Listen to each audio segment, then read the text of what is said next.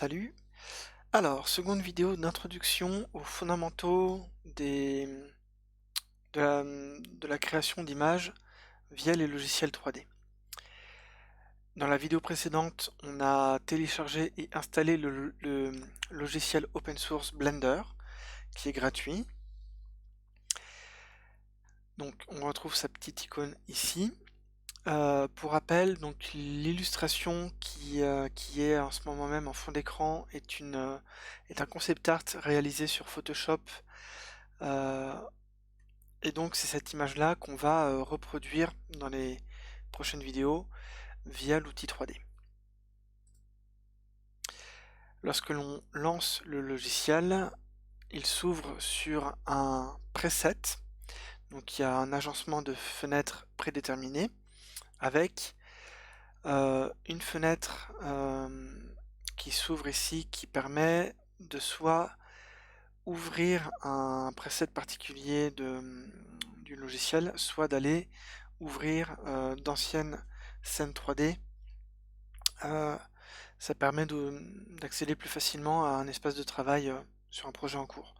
Vous n'avez pas besoin de cette fenêtre là pour le moment, donc vous pouvez cliquer dans le vide ailleurs.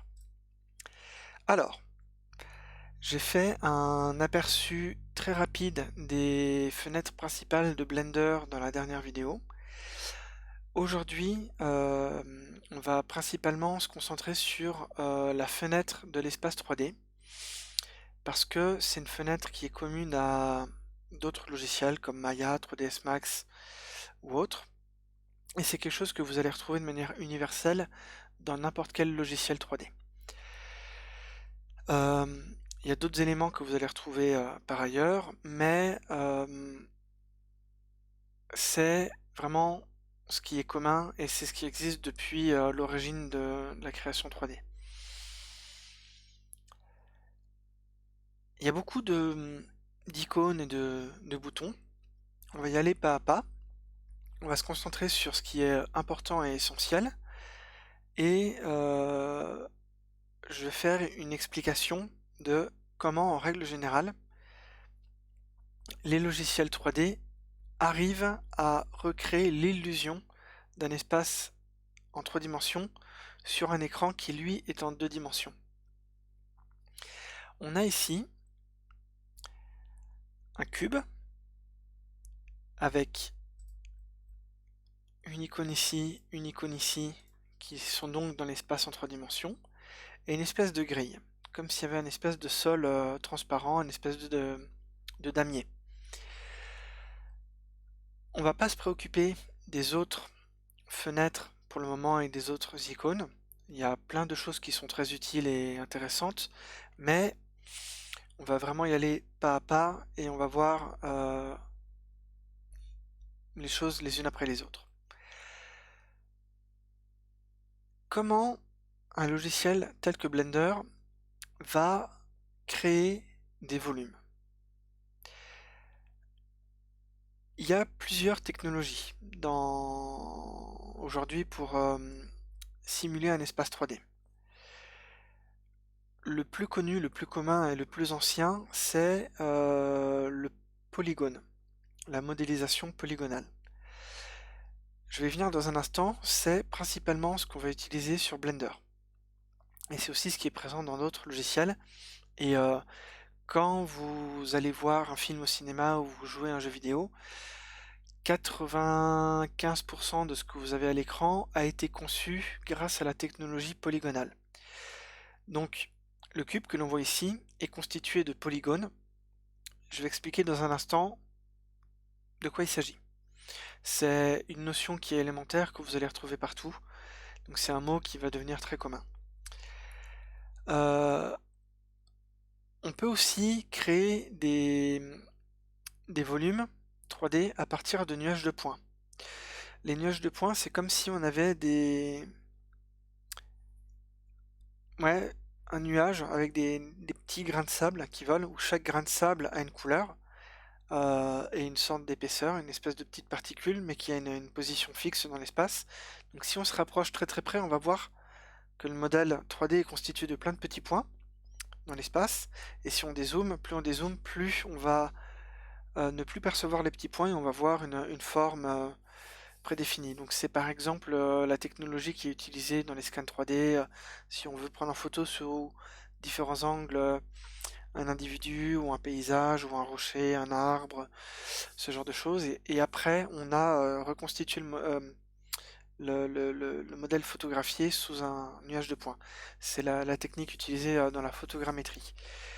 Il y a une autre technologie qui est le voxel. Plutôt que d'avoir des nuages de points de manière organique, on a un espèce de quadrillage mais en volume cette fois-ci, constitué de tout petits carrés. Donc c'est un peu comme si vous faisiez une image en pixel art, sauf que les pixels ne sont pas en deux dimensions, mais sont des petits cubes, un peu comme des Lego, comme si vous aviez par exemple une sculpture faite de plein de petits Lego tellement petits qu'on les voit à peine, ça va constituer ainsi le volume par exemple d'une sculpture ou de quelque chose comme ça. Donc ça c'est du voxel et c'est comme si ça crée une sorte de matière 3D qu'on pourrait venir sculpter, ce genre de choses. Le logiciel ZBrush est par exemple basé sur cette technologie. Et Blender fonctionne sur la technologie polygonale. Il y en a d'autres, mais c'est les technologies principales. Par exemple, ce cube-là, si on passe dans un mode d'édition, on peut déplacer ses faces. Et en fait, chaque face est un polygone. Un polygone, c'est une forme en deux dimensions qui est positionnée dans l'espace en 3D. Et c'est principalement... Alors,